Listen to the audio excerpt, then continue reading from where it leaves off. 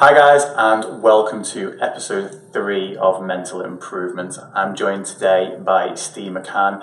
I just want to say quickly thanks to Mark Poole as well. I didn't thank him on the last one, and I really ought to, because he's letting us use this great space over at his facility, Transform Ladies Fitness and Men's Blast Boot Camp. And it's just, to be able to do things like this, it's wonderful to have people like Mark supporting us. And I know Mark's someone who's been a good soul on your journey as well. So I'm going to chat to Steve now, and we're going to learn about his journey. So, morning. Morning. How's it going? Not too bad. I guess, rather than kind of overall leading questions or anything like that, the first question is just if you can take me through what you would describe as your mental health journey. Started about 2001.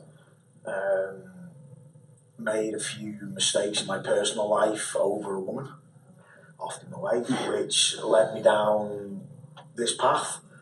Diagnosed in 2001 with stress-related depression and violent mood swings. Never really been back to see a doctor about it since, but it's been a long trip. Not even sure where it's going or anything, to be honest with you. It's been up and down over the years. I've been borderline suicidal at least twice. Last time was summer last year. So I'm having a battle with myself not to grab a big pile of painkillers that was just stood there. Yeah. For half an hour I kept walking back and forth, reaching out, pulling back, reaching out, pulling back. And yeah, that's the short version. Yeah. Are there any common threads why you, the sort of the feelings that you get and the negative feelings that lead you down that route? No, I think it's more a build-up. Okay. It's like the old proverb, the straw that broke the camel's back. It's little things that build up over time that push me over the edge. You could do something as simple as reach for a cup and knock it over and completely lose it. Yeah. You know, end up sat in the corner crying. And it's not the fact you've knocked a cup over, it's the fact that everything else is just built up, and that one little thing is just triggered it. Yeah. And it's learning, I've learned more recently about myself to try and spot those signs earlier, rather than let it get to a point where it's like, I'm going to have a full-blown meltdown. Mm-hmm. It's like, I see the signs, and it's like, right, okay, take a step back, think about things, stop thinking about the negative things, start thinking about the positive things. Because it's so easy with depression to just constantly think about what's wrong. Yes.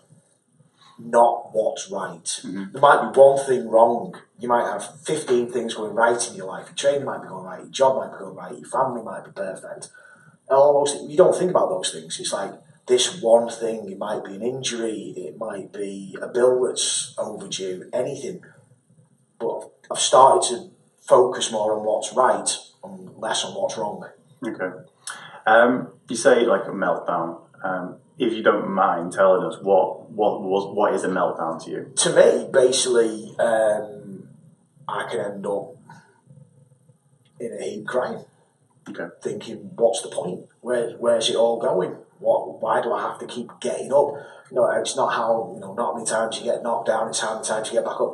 Get bored of hearing that. Yeah. Because sometimes you don't have the strength to get back up. Yeah. You don't want to get back up.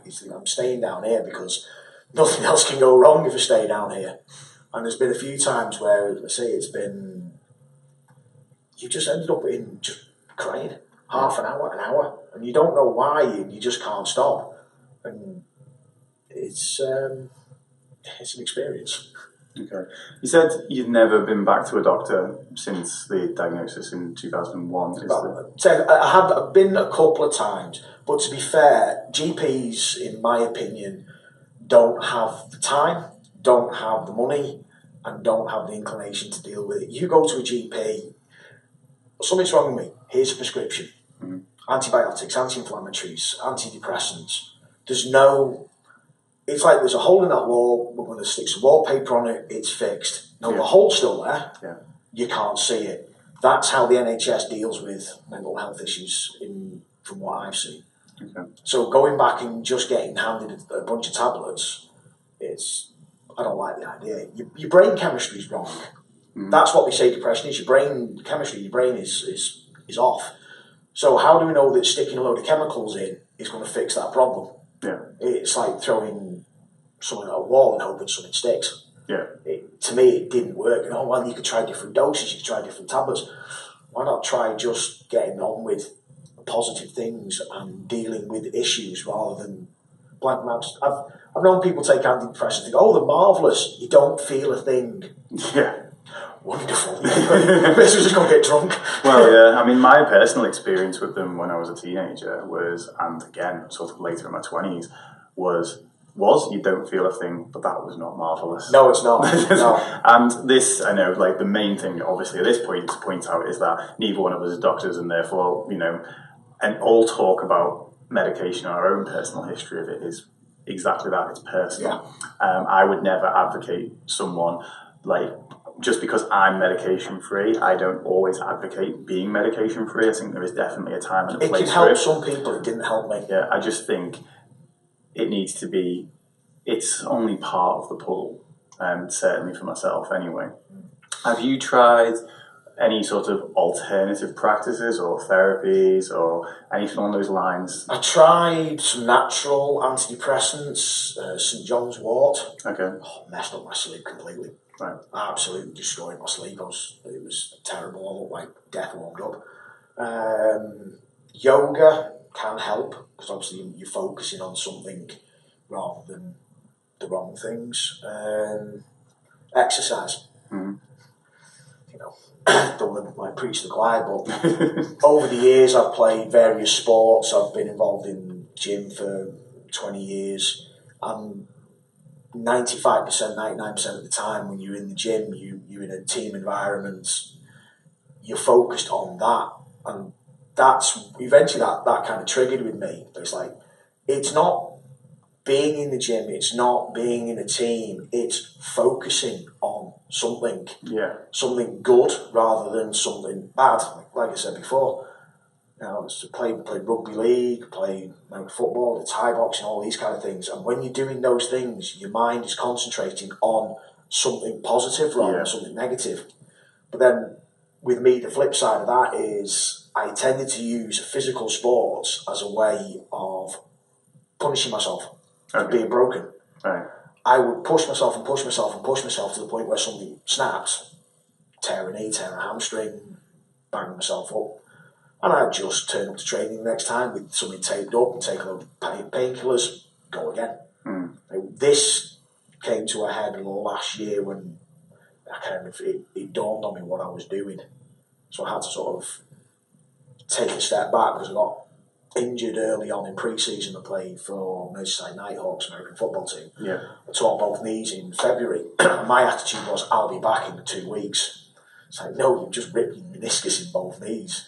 I'll just tape them up, take tramadol and go. And the coaches took me to one side and went, no, you're not doing it. You've got to heal.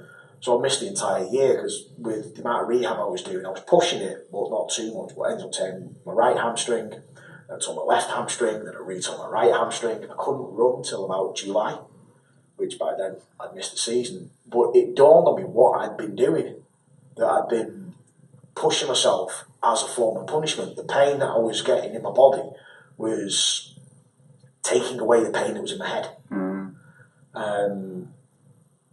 So I kind of came to a decision.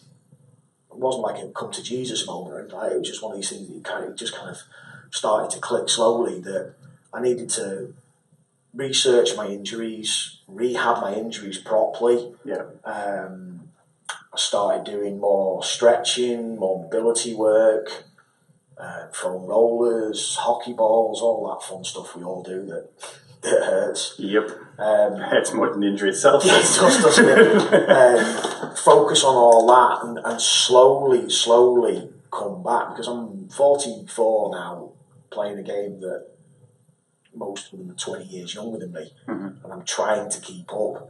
So I've got to start thinking about what my body's doing. So by getting to the point now where things are actually working with my head and my body, and I'm not using pain as a punishment, I actually managed to play up. It was a charity game for American football about 3-4 weeks ago, but it's the first time I've played any contact sport in a long time with no painkillers before, during, or after. Yeah. So to me, that was a big, big thing. Has this shift of mindset in terms of what you're doing for your physical health, has it had a knock-on impact on your mental health? Yes. Yeah. I lost weight, got in better shape, got fitter, all as a byproduct of trying to rehab and focus on. So I focused on playing this one game. So when you've got, again, like I said before, when you've got something good to focus on, you forget all the negatives, or at least you push them out of the way a little bit. They're always still there. It doesn't, depending on your severity of condition, sometimes it can just take something little to trigger it off. I mean, some of the worst thing we can do is look at our Facebook memories and go, oh yeah, 3 years ago. Oh no, hang on, that was 3 years ago, gone. Yeah. 2 years ago, 1 year ago, last week, yesterday, gone. Where are we now? Yeah. Because I did see something on my Facebook that kind of triggered me the other couple of weeks ago, and hang on a second. I recognised what I was doing, saw that I was going to have maybe not a meltdown, but I was taking backward steps. I thought, right, hang on, let's just sit here a minute and think about what's right. I ended up writing some big waffly rant on Facebook about it, because that's how I sort of tend to deal with things sometimes. Just blurt it all out and say, look, focus on what's good in life, what's working, not what isn't working. Yeah. And then while you're busy focusing on what's working, you can slowly chip away at what's not working. Yeah. And fix it slowly. There's no quick fix. There's no. I think mental health for me, it's like people say you're always a recovering alcoholic. You're one drink away from going back to being an alcoholic. I think it's the same with mental health. I think once something's gone in my brain, it's never coming back. I'm one problem away from slipping back into depression, but it's recognising the problem when it's coming up to you, rather than it's going, oh no, and then just going, right, there it is, I can see it coming, right, let's stop what we're doing, think about it for a second, think about the positives that are going on, go forward, not look backwards. That's like a really good way of doing it. It's like it's being able to assess the kind of early warning signs. Of something I use as well, which is kind of because that's brilliant if you can kind of kill the beast while it's small. But then if the problem actually gets past that line of defence, what I use for that personally is delayed response. So even if that is just like the simplest version of it is, say, like the problem is someone cutting you off in traffic, and your immediate reaction is to swear at them, to drag out their backside or whatever it may be. It's like even just taking a breath before you decide to do that, it gives you that chance to kind of put a new fork in the road and go off in a different direction. And so I'm a big fan of kind of early intervention, getting there, seeing the problem on the horizon. But I think it's good to have something in your toolkit for if a problem slips through the grid. Which positions do you play in? Running back. Running back. Is that's an offensive position or a defensive position? Offensive. It's basically whatever happens in a play, I'm getting hit by somebody. Right. Okay. Whether I catch a ball, get given the ball, or have to block, I'm getting hit by somebody. Yeah. It's painful. So I mean, but like with American football, you've got I have no idea about American football, so if this sounds so far off the mark, stop me from. But I imagine you've got lines of defenders. Yeah. You've not just got, this is your defence line. They're going to stop that ball before it even gets off the mark. It's like three levels. Yeah. So I guess what you've got is what's your first level? Defensive line. Your defensive line, okay. And what's your second level? Linebackers. Okay, and then secondary. The secondary, okay. So obviously you've got what looks like a really strong defensive line now. Maybe even with a coach on the sideline going, okay, I know what positions they've gone into. I know what plays come in. Yeah. That's where, I suppose you've got the playbook in front of you. You know what plays come in, and you know how the best way to defend against that play. So maybe that's something you've developed over the course of the last 16 years. But potentially you could still strengthen that team, I guess. Oh yeah. So yeah, one thing I picked up on earlier was you said about how the coaches, like when they looked at the unit, got the great English, the two knackered menisci, and they turned around and said, no, you're not playing, you've got to get your health right. People are quite happy to do that. Do you think with physical health, do you find that mental health the same sort of acknowledgement is there? My offensive coordinator, I've spoken to on various occasions, either in person or via messenger, so he knows where my mind is at. Mm-hmm. They're very, very good like that at Nighthawks. But yeah, having had various injuries over the years, broken knee, broken wrist, you've got a plaster cast there. Mm. People go, oh, you've hurt your leg. Do you want to sit down? Do you want me to get in? Do you want me to do? Everyone's really helpful because they can see. But with mental health, because it's your brain, I've heard it all. Get on with it. Yeah. Get over it. Man up. Mm. You know, I always say, well, get over it. I'll tell you what, I'll snap your leg in half now. Get up and go for a run. Yeah. It's because it's the same thing. Yeah. It's now the stigma has slowly started to change. It's not just with like invisible mental health illnesses. You know, people with like pain issues or chronic fatigue, or all these invisible things that they go through every day that we can't see. Yeah, that those on the outside just kind of go, yeah. You know, it's even if you look back at. You've now got battle fatigue, whereas before it was called cowardice. Yeah.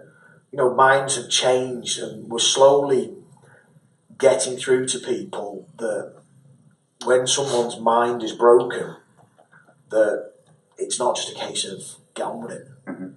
And it's due to more high-profile people. There's been a lot of... I mean, I was involved for a while with a charity called State of Mind Rugby League, and that was brought about by the death of Terry Newton.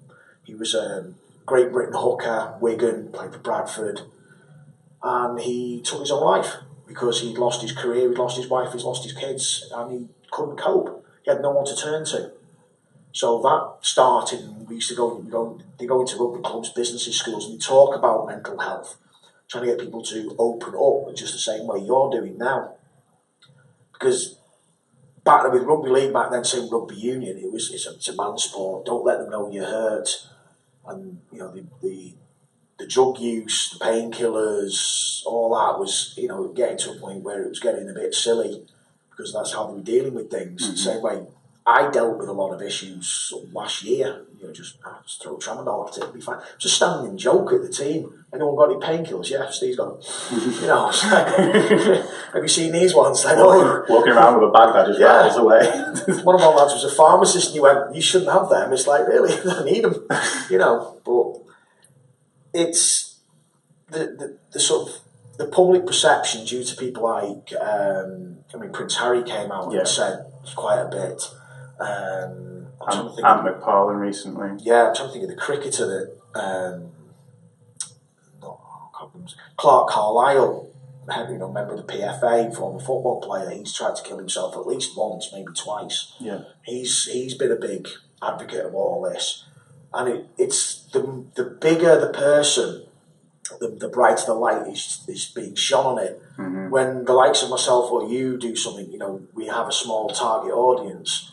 But when they come out and say, hey, look, the stresses of doing this, the stresses of doing that, because I think it was Trescothick with the cricket, I'm probably wrong, but he had to come home off the tour from India because he couldn't handle it. He was away from his family, he was away from his kids, the pressures, and we're all going, you're a sportsman, you're getting paid to do something you love. Yeah, because money's everything, isn't it? Exactly. And it's the same, you probably get days where you love your job. I see that every day in the gym. But you probably get days where you go home and you just go, I've had enough. And some people turn around and go, you love your job. Mm. But it's not everything. If something else isn't in balance. Externally, I'll quite happily say, most people see that I've got it all. It's like, I've got a wife, I've got kids, I've got a house, I've got a car, I've got a job I love. And yet, internally, when that light goes off, None of that matters. No. And I have to force it to make it matter again.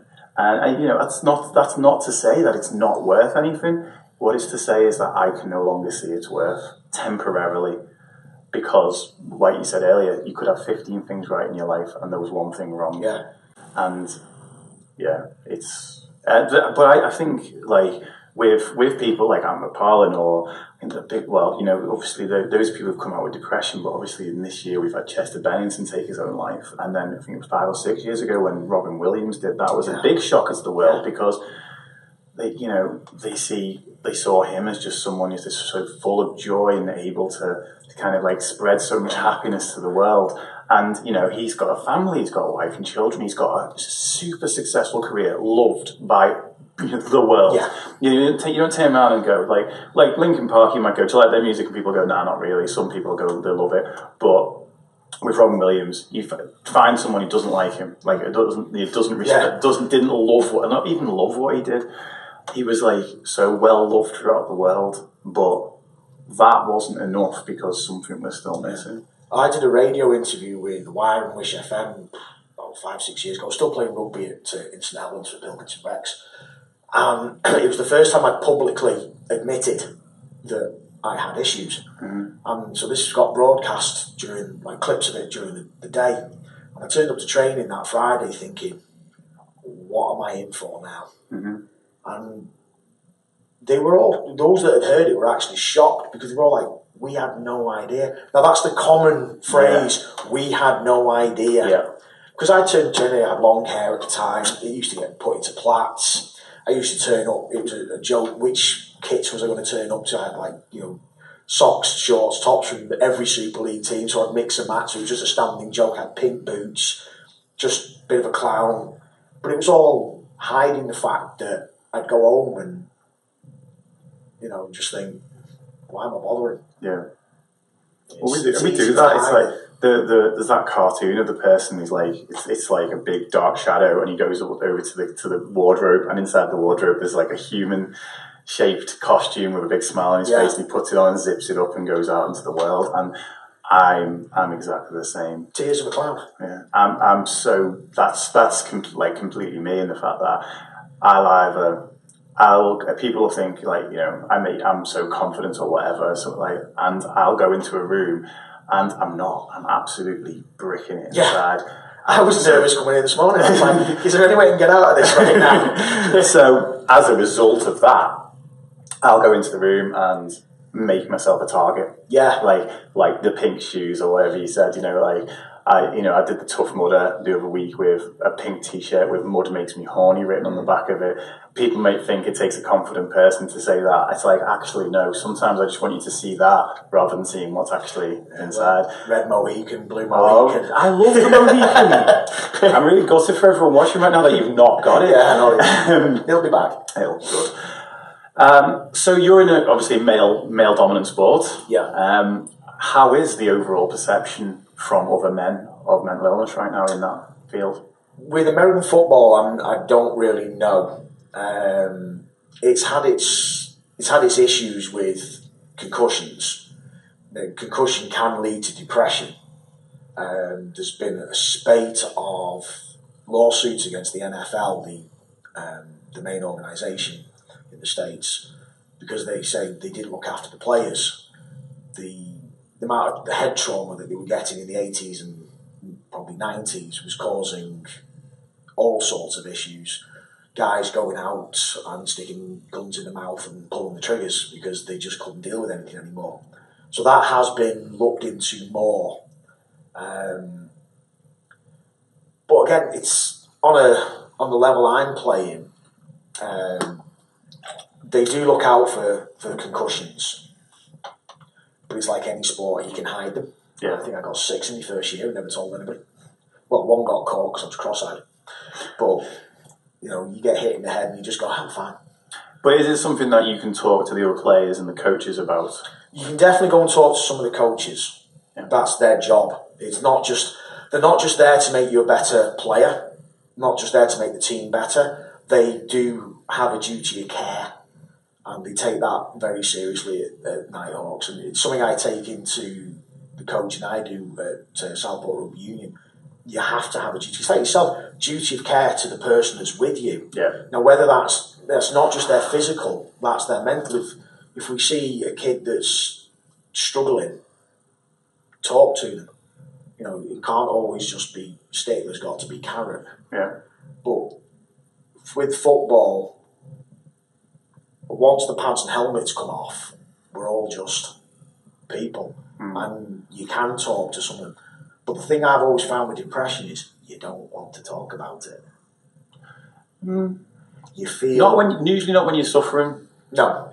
This is one thing that I'd really like to push more, and I made an effort early this year because I had my worst depression I've had in the last 5 years early this year, and all I wanted to do was shy away. Yeah. And I didn't want to go on for social media, and I was just like, you know what? No one's ever talking about this stuff when they feel like this. Yeah. It's all like, I suffered from depression and now I'm amazing. Yeah. And you can be too. And it's like, you know what? Yeah, you can be too, but it's a recovery. It's a long process. It's not a straight line. And there's going to be days, weeks, months sometimes. And especially if you've had a good period for a long period of time, it took me to my knees like earlier this year because I'd forgotten how to deal with it. And I wanted to go quiet. So I was adamant in that period, and it may have come across as some sort of morose thing on camera, but I was adamant that to still share that part of the journey. I do myself sometimes. I'll put statuses on Facebook that you read me, and some people are going to go straight away, you're attention seeking. Like, really? No, sitting there and going, it's 3 a.m, I can't sleep, and putting a status on Facebook, that's attention seeking. Actually admitting that you're struggling is not attention seeking, because you know yourself, you don't want the attention. Because I feel personally, because everyone says, oh, if you ever feel like that, come and talk to me. Yeah. It's like, I don't want to. That's the problem. I don't want to talk about it, because I feel if I say just come to you, even though you understand to a certain degree, I'm burdening you. And why would I want to burden somebody? Why would someone want me to burden them with my issues? They've got their own issues. So you don't talk about it until it's either almost too late, which I've made 2 phone calls which have saved my life, or in some people's cases, it's too late. Yeah. So I always laugh when I see those statuses on Facebook. You know, they put the Samaritan's number up and get 3 of my friends to share this to know, so everyone knows there's always someone listening. They're not, because they don't want to. It's that social conscience thing where I'm showing that I think I might care, but the minute you turn up on my doorstep at 2 a.m, sobbing like an idiot, they don't want to know. The thing, my beef with attention, so to speak, is that everyone says, oh, you're just doing this for attention.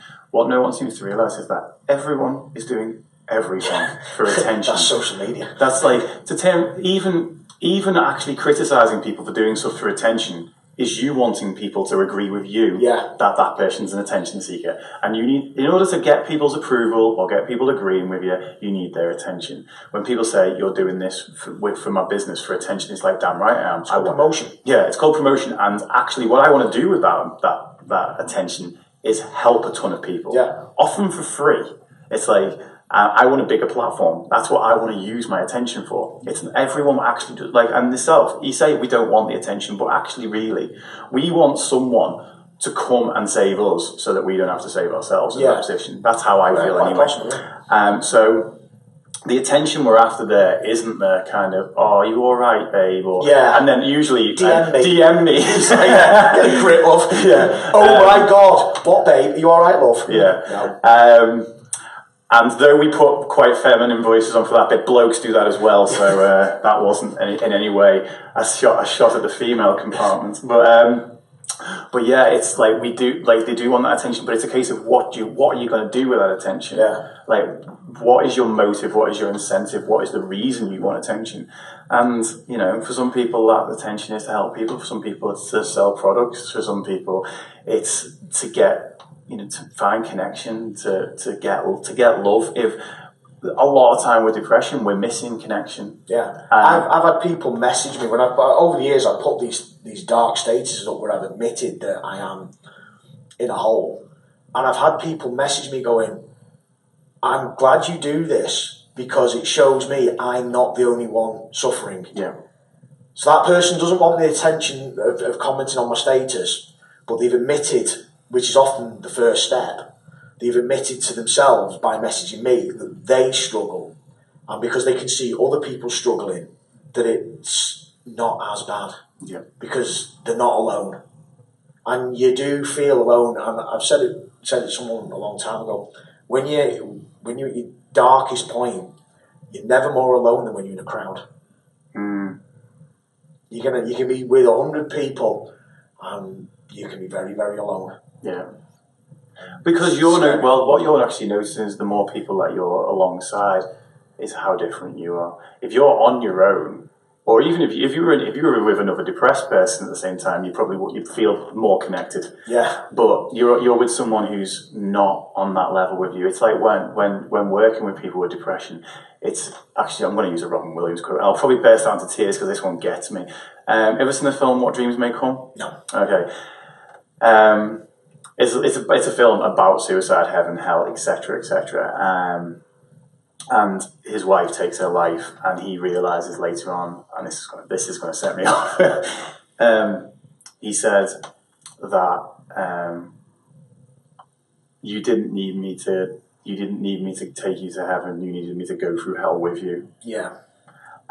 If someone like myself, I'm a massively positive person all the time, but the last thing I'm going to do if I'm speaking to someone who's got depression is be all like, oh, it's okay. Yeah. Actually, I need to come down to their level. Yeah. And I need to make them not feel alone. And that can be by taking on almost slightly depressed qualities myself, lowering the tone of my voice, slumping over, taking some of their posture on. And then from there, once you're in hell together, it's dangerous. It can feel like a dangerous place to be, but then you can slowly start to elevate things from there. And I think what you're saying about what you just said, when the first thought that came into my head when you said about being alone in a crowd, is that in that crowd, everybody else could be feeling like crap inside, but all I would see is that they're happy, they're enjoying their lives, they're getting on with things, and I feel like I want to die. It's going back to that Facebook thing that everyone's life is perfect. Yeah. They've all got the perfect job, the perfect relationship, the perfect kids. I've known parents, I've seen them stand there and go, oh, my 2 little kids today, meh, meh, meh, meh, meh. And then half an hour later, there's a picture of their perfect angels. Mm-hmm. And who are you fooling? You trying to fool the world, or you trying to fool you? Yeah. I got to the point where it's like, I'm bored of fooling the world that I'm okay, because I'm not okay. And yeah, there's that cliche, it's okay not to be okay. Well, I'm not okay, but I'm dealing with it. Yeah. And by admitting that I'm not okay and not being afraid to tell other people that I'm not okay is a massive step. Yeah. And if people don't want to look at my social media and read that I'm having a bad day, I'm having a meltdown, I've just eaten 3 pizzas, ton of ice cream and 6,000 cans of Coke, because that's one of my problems. I deal with it by eating the wrong foods, which is always better than alcohol or drugs. But then get lost. Get off my social media. Yeah. Because I will be brutally honest. If I'm having a good day, I'll say I'm having a good day. If I'm having a bad day, you're all coming along. Mm. If you're my friend, then you'll see it. And I've said it on social media before. I've made some big statement about it, and I mentioned yourself. Yeah. I mentioned Mark Poole.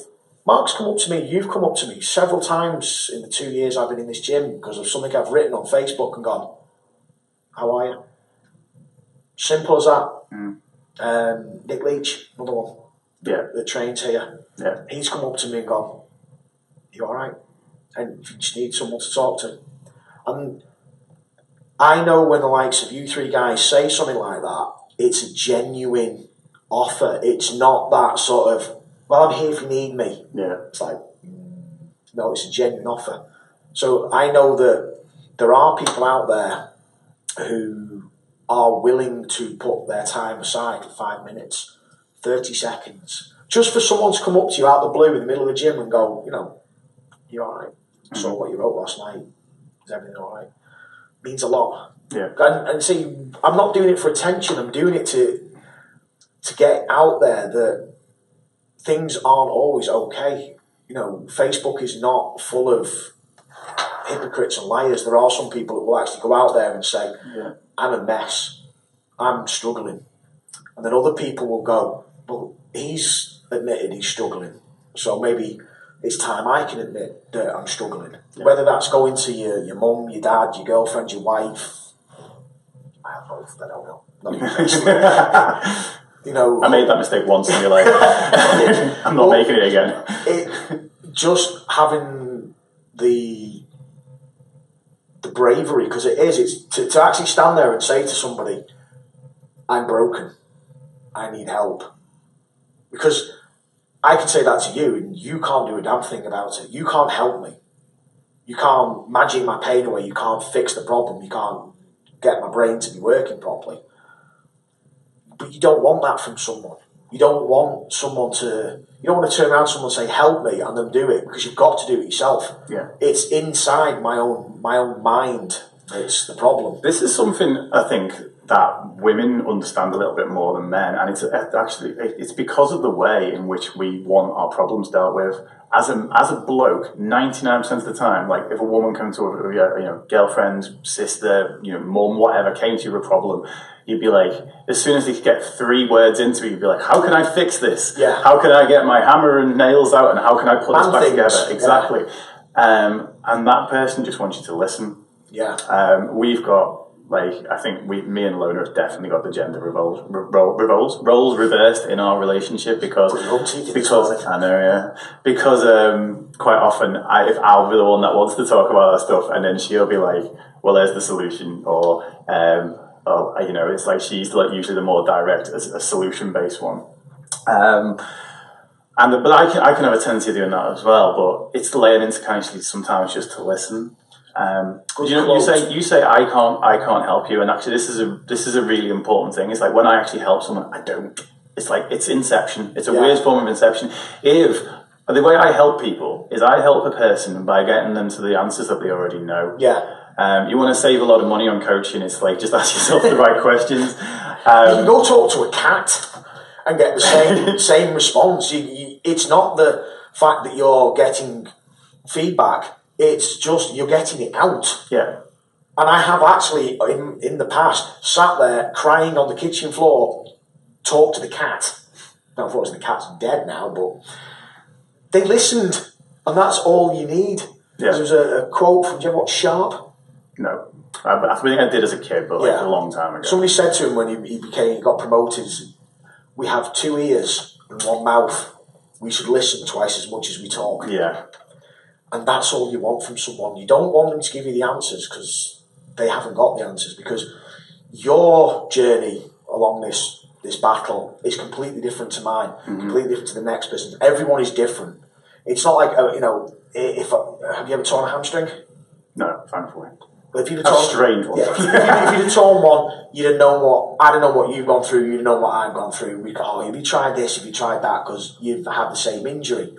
But your battle is different to my battle, which is different to the next person's battle. So there is no one-size-fits-all answer. Yeah. But just having someone that will just listen, whether it's a friend or a family member or teammate or anything, it makes a difference. Yeah. But it's also having the confidence to be able to go and talk to somebody, because like as you said yourself, you don't want to. And that's where social media does actually have its benefits, because you can talk without opening your mouth, without seeing anybody, and get it out there. And I mean, I've clicked send to that status, and I've gone, what have I just done? What flack am I going to get off this? And then you just think, well, do you know what? Stuff it. Yeah. It's my battle. I want to share something actually that I've not spoken about before, and because obviously you've mentioned social media and it being a helpful tool for you actually quite a number of times. For me, I think I want to highlight one key difference between the way you use it and the way I use it. Now, I did take the painkiller overdose 8 years ago, 8 years ago. I actually did take the overdose, and my last thing, which was maybe a cry for help or maybe attention, was the fact that I put a status up on Facebook that said, I need a hug. Now, I'd spent the year or so before this burning every bridge with every person that I was in a bad way, and to be fair, I didn't deserve anybody's bloody hug at that point. But I didn't think you did. Well, yeah, okay. I simply deserved one off myself. And I sat there and I refreshed that post and and like it went after 2-3 hours. But to be fair, I probably didn't even give it that much time. I probably only gave it 45 minutes. I honestly can't remember. That was when it was. I didn't get the hug, like, and that was the kind of double-edged sword of social media. I think I expected something immediate, and just people just didn't know what to say. The difference with yourself is this, where I want to highlight what you said, is you're a lot more detailed than and therefore when you actually write something like that, people can actually see this is exactly what you're going through. You're actually willing to talk about that. You're opening up, and then rather than, you won't just get someone saying, "Oh, it's," you might, for every one person, 2 people, 5 people that you get saying that, you might just be attention seeking.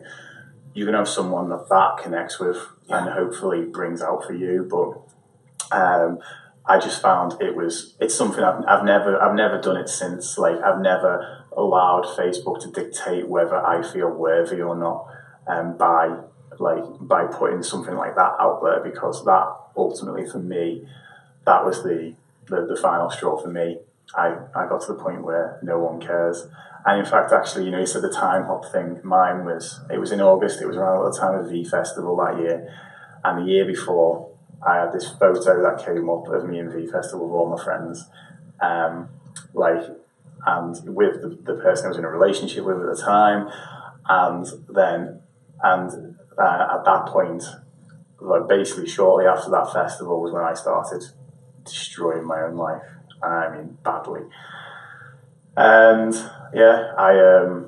that year, like 12 months later from that, I didn't have any of those friends. I wasn't in that relationship, and I wasn't even speaking to any of my family. And it was like, what else is there left, essentially? And the answer to that actually is build new bridges, make new friends, repair the old ones. They're not gone entirely. I've since spoken to a lot of those friends. I'm still friends with a few of them. No, not all of them, and that's okay. There's people come and go from your life. Exactly. That's what we've got to accept. Is not everyone's there for the long term. I look at some people's, again, keep going back to social media, they've got 1,500, 2,000 friends. Like, no, you haven't. You've never met that many people in your life.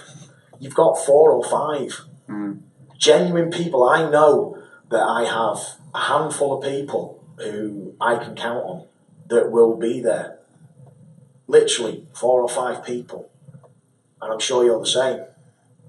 You've got acquaintances, you've got people you've met, but genuine people that you know, if the proverbial poop hit the fan, whether it's physical, mental, financial, emotional, that you can turn to, they're our friends.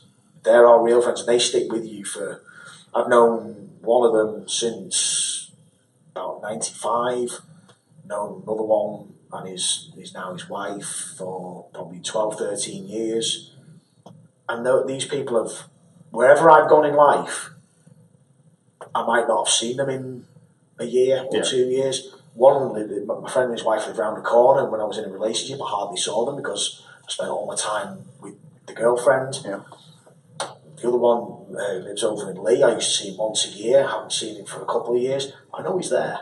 I know they're both there, and they're the people that you know that they've shown you. Yeah, that's the difference. They've shown me by various things over the years that they are really friends. They are there for you, not just for the fun times, but for the bad times. Yeah, and that's the difference. And that's, if we took away Facebook, Instagram, Snapchat, and all that, and you actually had to go and pick up your phone or go around and knock on someone's door, you know there's like 1 or 2 people, maybe 3 or 4 people that will answer. Yeah. Whereas we wrap ourselves in this false sense of popularity. It's all about how many likes we get on a picture, how many comments we get, how many friends we've got. How can you have 1,500, 2,000 friends? If you're not a business on Facebook, how can you have that many people? Yeah. Do you just like click, click, click, click, click? And then to me it just says like there's nothing real going on there. Because you can't interact with that many people. There's probably people on my Facebook I've not spoken to in ages, and you think, what's the point of being there? And so we all have that little sort of clear out on our personal life, but having genuine people around you when you have dark thoughts, that's a lifesaver. Yeah. Not fake people on Facebook or Instagram, but genuine people that you can pick up a phone and go, talk to me because I'm going to do something really, really dumb. Mm-hmm. And I am the king of dumb. I have done so many stupid things over the years. I have ruined relationship after relationship because I can't deal with my own problems. I react wrongly and I will do exactly what you don't want me to do just to annoy you. That's what happened with the Mohican. Split up with my girlfriend and I thought, this'll annoy her. And it did. And it ruined everything. And you go, why did you do that? Why did you deliberately sabotage yourself? Now I've realised I do those things. And it's like, right, same with the painkiller use, the punishing myself with pain. It's like, look, I'm 44. I'm not going to say grow up, because no, I'm not going to. I know people that have grown up and they're like tedious. It's a trap. It is. It's boring. You know, they don't do fun things. I don't mean going out and getting drunk every weekend, because that's, to me, that's just, my life's quite empty, so I have to hide everything with alcohol. Yeah. But, you know, change. Don't talk about it. Because again, go back to social media. How many people do you see? I'm going to do this, I'm going to do that, I'm going to better job, I'm going to get a new relationship, I'm going to get fit. And all they do is talk about it. Well, no, just do it. Yeah. And I've stopped sabotaging. Which is written on your t-shirt, right? Well, yeah. Sponsored by Nike. Yeah. Just, you know, stop sabotaging my own life. Stop trying to put myself into situations where I'm going to injure myself, and the pain of an injury is going to just block out the pain in my head. Deal with the pain in my head. Because at the end of the day, whatever gets thrown at me, you've got to take the old Dr. Pepper routine. What's the worst that can happen? Okay, so my car breaks down. Right, okay, so I can't drive anywhere till it gets fixed, so I have to get some money from somewhere. Till then, I have to get the bus, or I have to walk. It's not the end of the world. I had a slight calamity this morning. I was making an omelette, picked up, knocked the frying pan off, dropped the onions all over the floor. That could have sent me. It was like, didn't swear at it, didn't launch it across the kitchen, just thought, right, just chop some more up, put them in, brush them up, put them in the bin, get on with it. Yeah. Instead of making like some big deal out of it, just deal with the situation. What is the worst that can happen right now? If that's the worst, if you're still breathing, then it's not, because personally, I shouldn't be here. I should be dead 3 times by now. I had a bad bike crash back in '94, hit a wall doing 100 mile an hour whilst lying underneath the bike, hence the knackered knee. I have a hole in my brain called cavernoma. It's a 1-inch hole in my right frontal lobe. It causes all sorts of interesting things.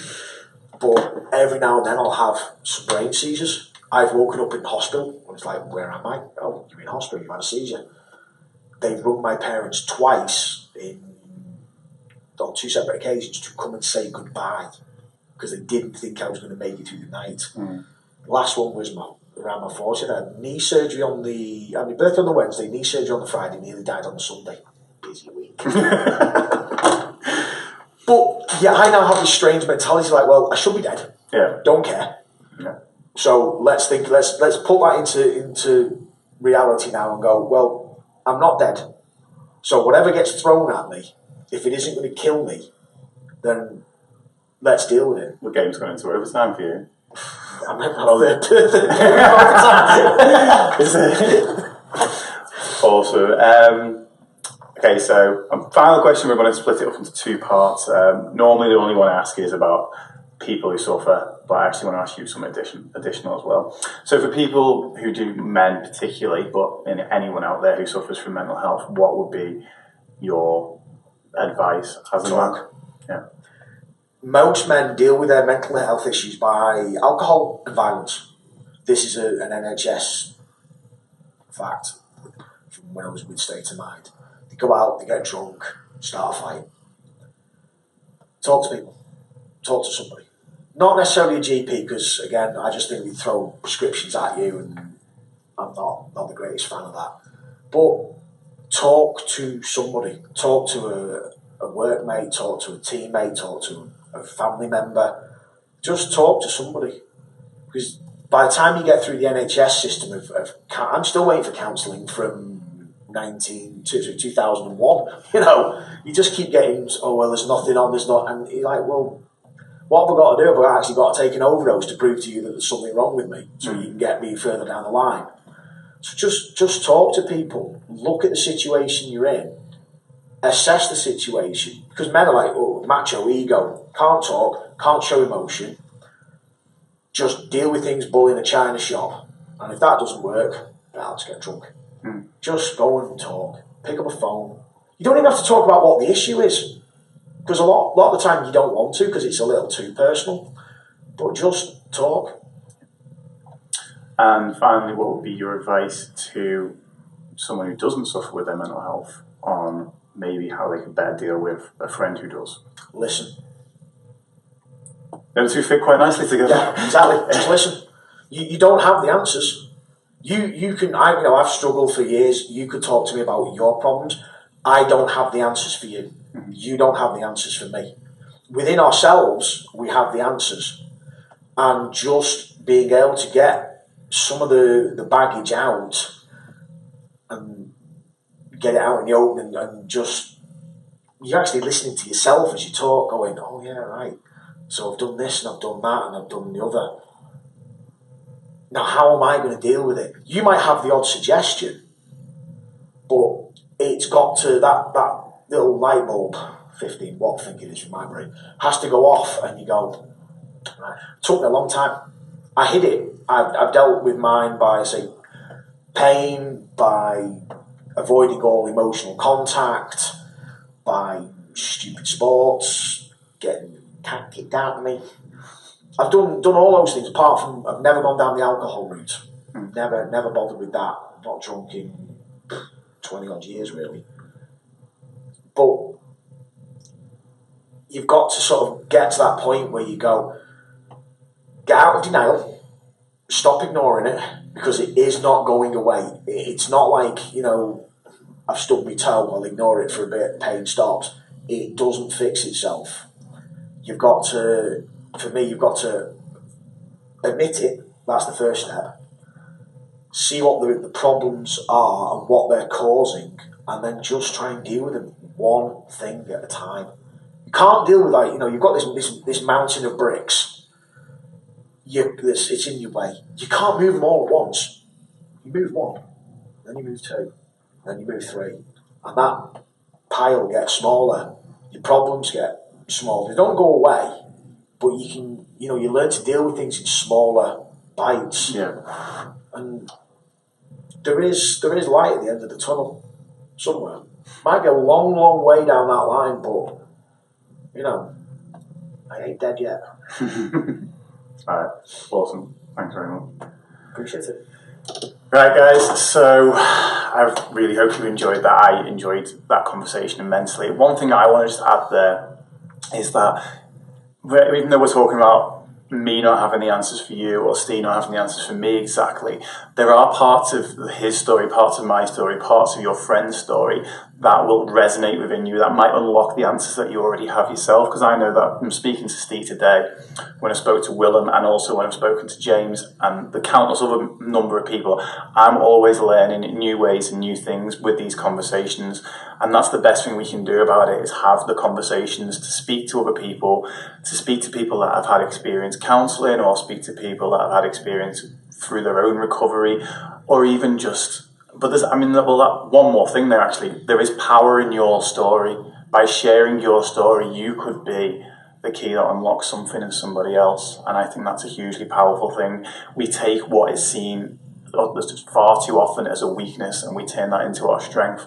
Your experience of mental health may be the answer, may be part of the solution for somebody else. So on that note, please, please, please, if you want to share your story, get in touch. If you want to share anything at all, speak to either myself or Steve, if you know him. Even if you don't, he's always looking to have 1,500 more friends on Facebook. And reach out, connect, and let's help bring the stigma down of men's mental health and mental health in general together. Thanks again, guys, and I will see you next time.